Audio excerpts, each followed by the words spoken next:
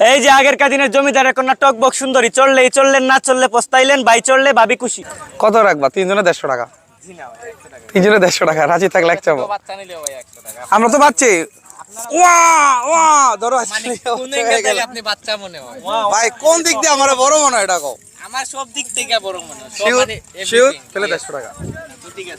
সব সখীকে পার করিতে নেব আনা আনা, তোমার বেলায় নেব সখী তোমার কানের সোনা সখী গো। ও আমি গুড়ার ঘাটের মাঝি, তোমার বেলায় পয়সা নেব না।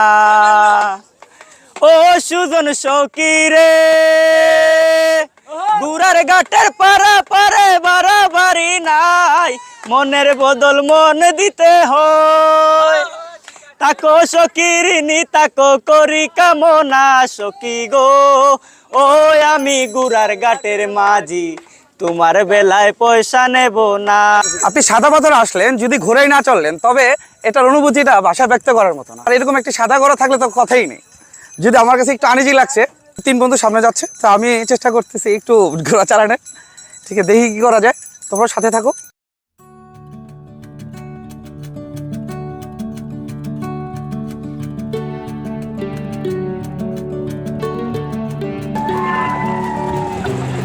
ভোলাগঞ্জ সিলেটের সীমান্তবর্তী উপজেলা কোম্পানীগঞ্জের একটি পাথর কোয়ারি।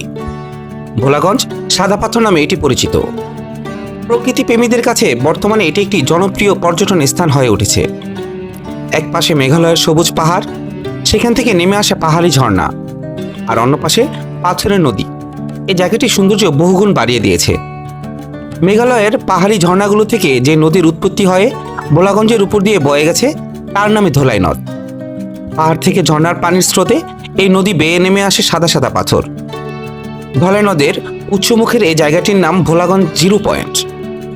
এর কাছাকাছি আরও 2টি সুন্দর জায়গা রয়েছে, উৎমাছড়া ও তুরুংছড়া নামে। প্রাকৃতিক সৌন্দর্যের টানে সারা বছর ভ্রমণ পিপাসুরা ভোলাগঞ্জে ছুটে আসেন। তবে বর্ষা এখানকার পানি থাকে বলে বর্ষাকালে প্রকৃতি বেশি সুন্দর।